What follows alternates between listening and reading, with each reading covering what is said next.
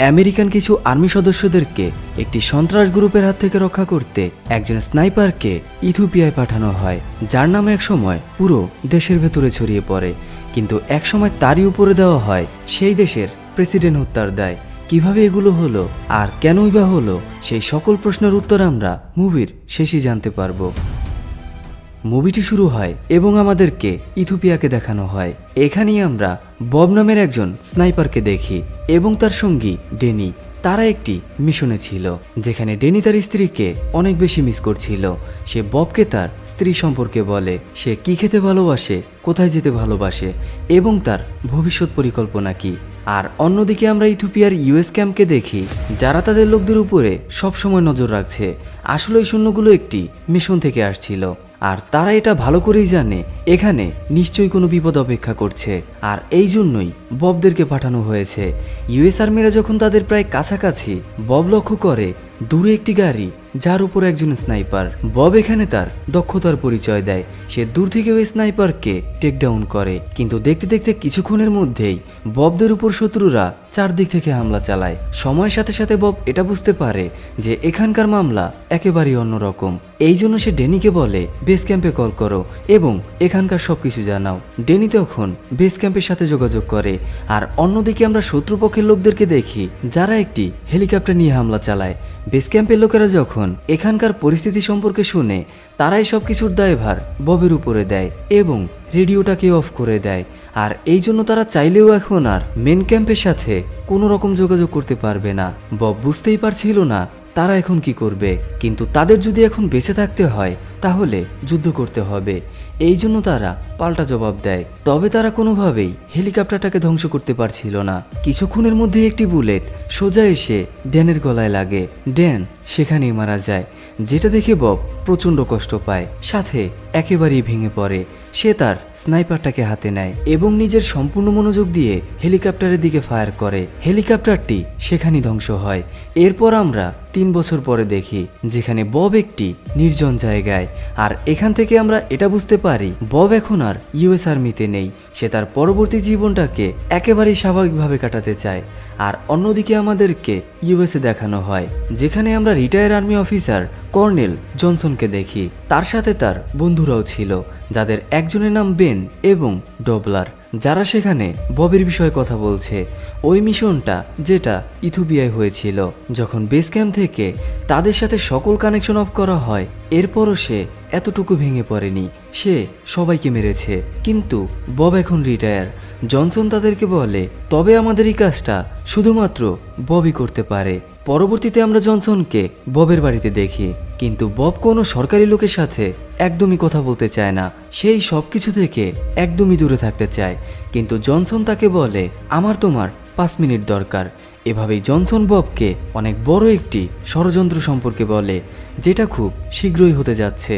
সে তাকে জানায়, আমরা সিক্রেট এজেন্সি থেকে এটা জানতে পেরেছি খুব শীঘ্রই প্রেসিডেন্টের উপর হামলা হবে। আর আমরা এটাও জানতে পেরেছি সে একজন দক্ষ স্নাইপার, যে অনেক দূর থেকেও ফায়ার করতে পারে। আমরা অনেক চেষ্টা করার পরেও কিছুই করতে পারিনি, কারণ আমাদের কাছে এতটা অ্যাবিলিটি নেই যে এত দূর পর্যন্ত সিকিউরিটি দেব। এমনকি আমরা এটাও বুঝতে পারছি না কোন দিক থেকে হামলাটা হবে। কিন্তু আমার কাছে মনে হয় তুমি একমাত্র যে ওকে থামাতে পারো, কারণ তুমিও একজন দক্ষ স্নাইপার। কিন্তু বব তাকে জানায় এত দূর থেকে শুট করা কতটা ডিফিকাল্ট, এমনকি ওই স্নাইপারকে কি করতে হবে রাষ্ট্রপতির কাছ পর্যন্ত পৌঁছাতে। কিন্তু এই সব কিছু জানানোর পরেও জনসন ববকেই চায়, কিন্তু বব তাদেরকে সরাসরি মানা করে, কারণ সে নিজেকে এই সব কিছু থেকে একদমই দূরে রাখতে চায়। কিন্তু জনসন তাকে ইমোশনালি উইক করে। সে তাকে বলে, যদি রাষ্ট্রপতির কিছু হয় সেটার জন্য একমাত্র তুমিই দায়ী থাকবে, কারণ তুমি একমাত্র যে তাকে বাঁচাতে পারো।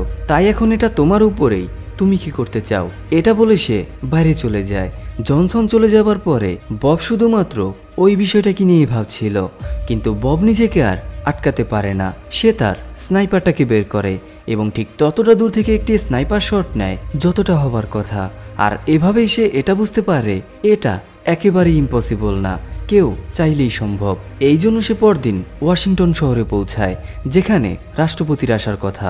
বব চারপাশটাকে খুব ভালোভাবে দেখে আর এটা বোঝার জন্য চেষ্টা করছিল হামলাটা কোন দিক থেকে হবে। যেহেতু সেদিন রাষ্ট্রপতি বেশ কয়েক জায়গায় যাবে, এই জন্য সে ওই সব জায়গায় যায়। আর এটা বোঝার জন্য চেষ্টা করছিল ঠিক কোথায় তার উপর হামলা হবে, সেটা খুব শীঘ্রই বুঝতে পারে। এই জন্য সে সোজা জনসনের কাছে যায় এবং তাকে এটা ইনফর্ম করে যে হামলাটা কোথায় এবং কোন দিক থেকে হবে। কিন্তু জনসন তাকে বলে, আমাদের তোমার আরও সাহায্যের প্রয়োজন, আর আমরা এটাও চাই যে সেদিন তুমি আমাদের সাথে থাকো, কারণ আমরা তাকে জীবিত ধরতে চাই। কারণ এটাই একমাত্র মাধ্যম যার মাধ্যমে আমরা এটা জানতে পারবো কে এই সব কিছুর পেছনে। শেষ পর্যন্ত বব রাজি হয়ে যায়, আর এভাবেই তারা সেখানে পৌঁছায় যেখানে সেই হামলাটা হবার কথা। সবাই সবার পজিশন নেয়, আর বব ঠিক ওই জায়গাটার উপর নজর রাখছিল যেখান থেকে হামলাটা হবে। অন্যদিকে আমরা ইউএস প্রেসিডেন্টকে দেখি যে ভাষণ দেওয়ার জন্য আসে, আর এখানেই আমরা একজন ইথিওপিয়ান গেস্ট ডিসমন মন্তিনোকে দেখি। সময়ের সাথে সাথে সবকিছু উল্টা হয়। আমরা একজন স্নাইপারকে দেখি যে প্রেসিডেন্টের দিকে ফায়ার করে, কিন্তু সেই বুলেটটি সোজা মন্তিনোর গায়ে লাগে, সে সেখানেই মারা যায়। আর এই সব কিছুকে দেখে বব প্রচণ্ড টেনশনে পড়ে, কারণ সে এটা বুঝতে পারছে না এখানে কি হচ্ছে। ঠিক তখনই আমরা একজন পুলিশ অফিসারকে দেখি যে ববের উপর ফায়ার করে। বব কোনো রকমে পালায়, সাথে সে এটাও বুঝতে পারছিল না তার সাথে হচ্ছেটা কি। তবে সেটা ভালো করেই বুঝতে পারছিল তাকে বাঁচতে হলে এখান থেকে যত দ্রুত সম্ভব পালাতে হবে। কিন্তু এরপরও তার উপর ফায়ার হচ্ছিল। বব কোনো রকমে সেখান থেকে পালায়। আর অন্যদিকে আমরা একজন এফবিআই অফিসারকে দেখি যার নাম ম্যানফিস। তার কাছে ইনফর্ম আসে যে বব নামের কোনো একজন স্নাইপার প্রেসিডেন্টকে হামলা করেছে। আর অন্যদিকে আমরা জনসনের সঙ্গীকে দেখি যে ওই পুলিশ অফিসারকে রাগারাগি করে এবং তাকে বলে বব কিভাবে বেঁচে ফিরল। এরপর তারা সেখানে ববের বন্দুকটাকে রাখে, যেটা আমরা ববের বাড়িতে দেখেছি। আর এখান থেকে আমরা এটা বুঝতে পারি যে সব কিছু ববকে ফাঁসানোর জন্য। অন্যদিকে আমরা ববকে দেখি সে যখন পালানোর চেষ্টা করে তার সামনে ম্যানফিস আসে, কিন্তু সে কোনো রকমে তাকে আটকায়, তাকে হাত করা পরিয়ে এটা বলে যে আমি কাউকেই মারিনি। এভাবেই সে ম্যানফিসের গাড়ি নিয়ে পালায়। তবে এখনও পুলিশেরা তাকে পিছু করছিল। সে কোনো রকমে পালানোর জন্য চেষ্টা করে। ধীরে ধীরে পুলিশেরা তাকে চারদিক থেকে ঘিরে ফেলে। যেহেতু ববের কাছে আর কোনো উপায় ছিল না, এই জন্য সে সিদ্ধান্ত নেয় সে তার গাড়িটাকে সমুদ্রের ভেতরে ফেলবে। বব ঠিক এরকমটাই করে। কিছুক্ষণ পরে আমরা কোস্টগার্ডদেরকে দেখি যারা ওই গাড়িটাকে খোঁজার জন্য চেষ্টা করছিল। তারা গাড়িটাকে খুঁজে পায় কিন্তু ববকে পায় না। আর অন্যদিকে আমরা ববকে দেখি যে একটি জাহাজের সাথে ঝুলছিল। এভাবেই সে কিনারায় পৌঁছায়। সে পাশে একটি ট্রাককে দেখে। যেহেতু তার গায়ে গুলি লেগেছে এই জন্য সে প্রচণ্ড আহত। সে কোনোভাবেই নিজেকে সামলাতে পারছিল না। আর অন্যদিকে আমরা ম্যানফিসকে দেখি যার উপরে এফবিআই প্রচণ্ড রেগে যায়, কারণ বব তার গাড়ি নিয়ে পালিয়েছে। কিন্তু ম্যানফিসের মাথায় তখন উল্টোটা হচ্ছিল। সে সবাইকে বলে আমরা যেমনটা দেখতে পাচ্ছি মোটেও সেরকম কিছু না, কারণ সে আমাকে বলেছিল সেগুলোর বিষয়ে কিছুই জানে না। সাথে সে আমাকে এটাও বলেছে যে এর সাথে পুলিশেরা জড়িত, এই জন্য আমাদের এই মামলার একেবারেই ভেতর পর্যন্ত পৌঁছানো উচিত। কিন্তু সেখানকার কেউ ম্যানফিসের কোনো কথাই শুনে না। এফবিআই তার উপরে প্রচণ্ড রেগে যায়, তাকে ডিমোশন করে কল সেন্টারে ট্রান্সফার করে। ঠিক তখনই আমরা ববকে দেখি যে এটা দেখে প্রচণ্ড অবাক হয় কিভাবে এই প্ল্যানটাকে সাজানো হয়েছে। আসলে সে এতদিন ধরে যেই জায়গাগুলোর উপর নজর রাখছিল সেখানে হিডেন ক্যামেরা লাগানো ছিল, যেগুলোর মাধ্যমে সেই প্রত্যেকটা অ্যাক্টিভিটি রেকর্ড করা হয়। আর সেগুলোকেই এখন নিউজে দেখানো হচ্ছে। সাথে এটাও বলা হয় বব কিভাবে এই প্ল্যানিংগুলোকে করেছিল। এগুলোকে দেখে বব আরও বেশি টেনশনে পড়ে। যেহেতু তার গায়ে গুলি লেগেছিল এই জন্য তার মেডিসিনের প্রয়োজন, সাথে কিছু ইকুইপমেন্টের দরকার গুলিগুলোকে বের করতে। এই জন্য সে একটি সুপার শপে যায়। কিছুক্ষণ পর আমরা তাকে একটি টয়লেটের ভেতরে দেখি যেখানে সে ওই গুলিগুলোকে বের করার জন্য চেষ্টা করছিল। আর অন্যদিকে আমরা শপের ওনারকে দেখি যে এফবিআইকে কল করে এবং ববের বিষয়ে বলে। যেহেতু ম্যানফিস এখন কল সেন্টারে কাজ করে, সৌভাগ্যবশত সে ওই কলটাকে রিসিভ করে। ম্যানফিস সোজা সিনিয়রের কাছে যায়, কিন্তু এখানকার কেউ তার কোনো কথাই শুনছিল না। এই জন্য ম্যানফিস সিদ্ধান্ত নেয় সে নিজেই এখন এই সব কিছুর ইনভেস্টিগেশন করবে এবং এই রহস্যটাকে খুঁজে বের করার চেষ্টা করবে। আর অন্যদিকে আমরা ববকে দেখি যে স্যারা নামের একজন মেয়ের সাথে দেখা করে। আসলে সে ড্যানের স্ত্রী। স্যারা তাকে দেখে প্রচণ্ড ভয় পায়, কিন্তু বব তাকে কোনো রকমে বোঝায় এবং তাকে বলে আমাকে ফাঁসানো হয়েছে। আমি তোমার বিষয়ে ডেনের কাছে শুনেছি, তুমিই একমাত্র যে আমাকে সাহায্য করতে পারো। আসলে স্যারা একজন নার্স, আর অন্যদিকে আমরা ম্যানফিসকে দেখি যে তার পার্টনার গ্যালিন্ডোর সাথে কথা বলছে। সে তাকে সবকিছু জানায় এবং সে এটাও বিশ্বাস করে নিশ্চয়ই ববকে ফাঁসানো হচ্ছে, কারণ সে গত রাতে ববের ফাইল চেক করেছিল আর সেখান থেকে সে এটা জানতে পেরেছে সে কতটা দক্ষ। সে চাইলেই যে কাউকে অনায়াসে মেরে ফেলতে পারে। তাহলে এই অল্প দূরত্ব থেকে কিভাবে বব মিস করলো? তাই আমার কাছে মনে হয় নিশ্চয়ই অন্য কিছু। আর আমার সন্দেহ হয় ওই পুলিশ অফিসারের উপরে যে আমাকে ইনফর্ম করেছিল। গ্যালিন্ডো তাকে জানায় সে সেদিন রাতেই মারা গেছে। সবার ধারণা এটা কোনো চুরির ঘটনা, যেটা শুনে ম্যানফিস এখন পুরোপুরি বিশ্বাস করে যে সবকিছু ববকে ফাঁসানোর জন্য। আর অন্যদিকে আমরা স্যারাকে দেখি যে ববকে ট্রিটমেন্ট করছিল। এদিকে আমরা জনসনকে দেখি যে অনেক বেশি টেনশনে। সে সবাইকে বলে আমাদেরকে যে করেই হোক ববকে খুঁজে বের করতে হবে। আমি মনে করি সে এখনো জীবিত। তখনই আমাদেরকে ম্যানফিসকে দেখানো হয় যে তখন ইনভেস্টিগেশন করছিল এবং কোনো একটি মাধ্যম খোঁজার জন্য চেষ্টা করছে যেটাই রহস্যটাকে উন্মোচন করবে। আর এদিকে আমরা ববকে দেখি যে তার জ্ঞান ফিরে পায়। স্যারা তাকে জানায় তোমার কুকুরটিকে মেরে ফেলা হয়েছে। বব এগুলোকে শুনে প্রচণ্ড রেগে যায়, সাথে মনে মনে এটাও সিদ্ধান্ত নেয় সে এটার শেষ পর্যন্ত দেখবে। পরবর্তীতে সে নিউজ চ্যানেলে ম্যানফিসকে দেখে আর এভাবেই সে স্যারাকে ম্যানফিসের কাছে পাঠায়। স্যারা ম্যানফিসকে ববের বিষয়ে জানায় এবং জনসনের গাড়ির নাম্বারটাকে দেয়, কারণ জনসনই ববকে ইনভাইট করেছিল। তখন আমরা কিছু পুলিশ অফিসারকে দেখি যারা ম্যানফিসের উপর নজর রাখছিল। সেখানে আমরা ববকেও দেখি, কিন্তু দুর্ভাগ্যবশত ববকে তারা দেখতে পায়। বব কোনো রকমে সেখান থেকে পালায়। অন্যদিকে আমরা ম্যানফিসকে দেখি যে গ্যালিন্ডোকে গাড়ির ডিটেলস বের করতে বলে। এই খবরটা জনসন পর্যন্ত পৌঁছায়। এই জন্য সে ম্যানফিসকেও কিডন্যাপ করে এবং একটি সিক্রেট প্লেসে নিয়ে যায়। যখন সেই কিডন্যাপাররা জনসনকে মেরেই ফেলবে ঠিক তখনই সেখানে বব আসে এবং এক এক করে সবাইকে মারতে থাকে। আর এভাবেই সে ম্যানফিসকে বাঁচায়। তারা দুজনেই সিদ্ধান্ত নেয় তারা এই রহস্যের শেষ পর্যন্ত পৌঁছাবে। অন্যদিকে আমরা জনসনকে দেখি যার কাছে খবর আসে ম্যানফিস তাদের হাতে নেই। এভাবেই তারা এটা নিশ্চিত করে বব এখনো জীবিত। এই জন্য তারা ববের সম্পূর্ণ ডিটেলস বের করে। আর এভাবেই তারা এটা জানতে পারে বব প্রতি বছরই কোনো একটি মেয়েকে ফুল দিতে যেত, আর ওই মেয়েটার নাম হচ্ছে স্যারা। আর অন্যদিকে আমরা বব এবং ম্যানফিসকে দেখি যারা একজন স্নাইপার এক্সপার্টের কাছে যায় এবং তাকে এটা জিজ্ঞাসা করে যে কোনো একটি বুলেট দ্বিতীয়বার ব্যবহার করা যায় কিনা। এক্সপার্ট তাদেরকে বলে হ্যাঁ, একটি বুলেটকে দুটি বন্দুকে চালানো সম্ভব, আর এই প্রক্রিয়াটাকে পেপার কেচিং বলে। বব তাকে জিজ্ঞাসা করে আপনি কি এরকম কাউকে চেনেন যে এরকমটা করতে পারে? সে তাকে ববের নাম বলে, কারণ সে এখনো ববকে সামনাসামনি দেখেনি। বব তাকে আবারও জিজ্ঞাসা করে কোনো দ্বিতীয় ব্যক্তি? তখন সে তাকে আরো ভয়ঙ্কর একজন স্নাইপারের ডিটেলস দেয়। ববের এগুলোকে শুনে জনসনের একজন লোকের কথা মনে পড়ে যে পুরোটা সময় হুইল চেয়ারের মধ্যে ছিল। সে সেটা ম্যানফিসকে জানায়। ম্যানফিস গ্যালিন্ডোকে কল করে এবং সে কিছুক্ষণের মধ্যেই তার ডিটেলস বের করে দেয়, যার নাম হচ্ছে মিখাইলো।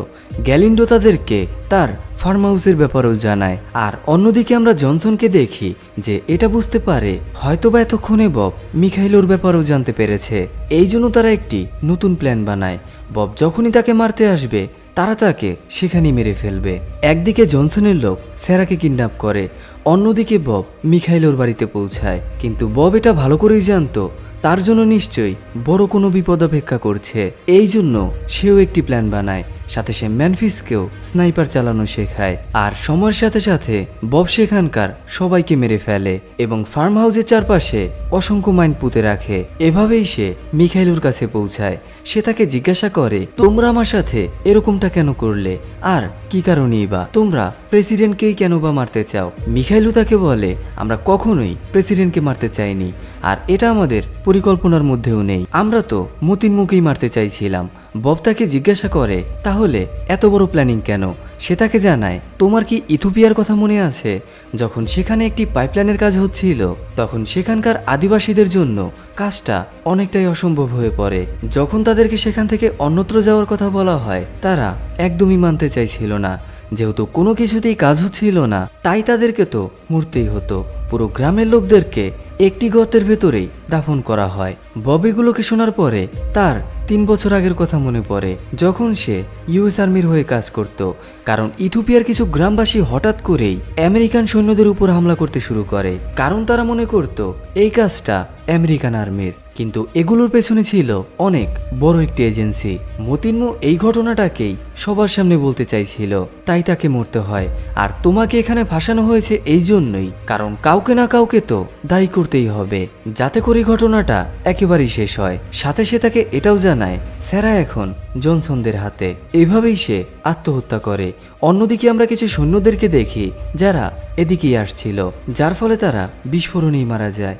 বব কোনো রকমে সেখান থেকে বেরিয়ে আসে এবং কিছুটা দূরে আসা মাত্রই সে ওই বাড়িটাকে ধ্বংস করে দেয়। তখনই সে একটি হেলিকপ্টারকে দেখে, যার ফলে সে আরও একটি প্ল্যান তৈরি করে। বব ম্যানফিসকে দৌড়ানোর জন্য বলে, যাতে করে সে কিছুটা সময় পেয়ে যায় হেলিকপ্টারটাকে ধ্বংস করার জন্য। যখনই হেলিকপ্টারটা তার রেঞ্জের ভেতরে আসে, সে একটি গ্যাস লাইনের উপর ফায়ার করে, আর এই বিস্ফোরণের ফলে হেলিকপ্টারটি সেখানেই ধ্বংস হয়। আর অন্যদিকে আমরা জনসন এবং সেনিটারকে দেখি, যাদের দুশ্চিন্তা বেড়েই চলছিল, কারণ বব ধীরে ধীরে তাদের দিকে আসছে। আর এদিকে আমরা ম্যানফিসকে দেখি যে হেডকোয়ার্টারে কল করে এবং তাদেরকে বলে বব আমার সাথেই আছে। আর এভাবেই জনসন ম্যানফিসের নাম্বার পায়, কারণ জনসনের কল সেন্টারও অ্যাক্সেস ছিল। সে ববকে বলে, স্যার আমার কাছে, তুমি যদি ওকে বাঁচাতে চাও তাহলে সোজা আমার কাছে আসো। বব তাকে মিখাইলুর রেকর্ডিং শোনায় এবং তাকে বলে, তুমি যদি এই রেকর্ডিংটাকে নিতে চাও তাহলে আমি যেখানে বলছি স্যারাকে নিয়ে সোজা সেখানে চলে আসো।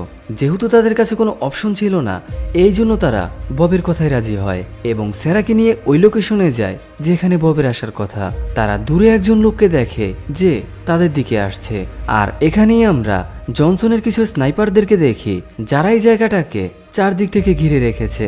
তারা ওই লোকটাকে সেখানেই মেরে দেয় এবং মনে মনে এটা ভাবে হয়তোবা তারা ববকে মেরে ফেলেছে। ঠিক তখনই আমরা ববকে দেখি যে দূর থেকেই ওই সকল স্নাইপারদেরকে মেরে দেয়। আর অন্যদিকে তারা যেই লোকটার উপরে ফায়ার করেছিল সে আর কেউ নয় বরং ম্যানফিস। সে সোজা জনসনের কাছে যায় এবং তাকে বলে, তুমি কি ভেবেছ আমরা এত সহজেই মারা যাব?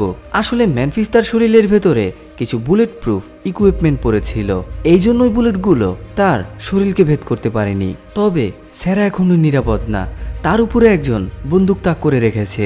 বব তাদেরকেও মেরে দেয়। আর অন্যদিকে আমরা FBI এজেন্টদেরকে দেখি, যাদের কাছে একটি লেটার আসে, আর এই লেটারটাকে পাঠিয়েছিল ম্যানফিস।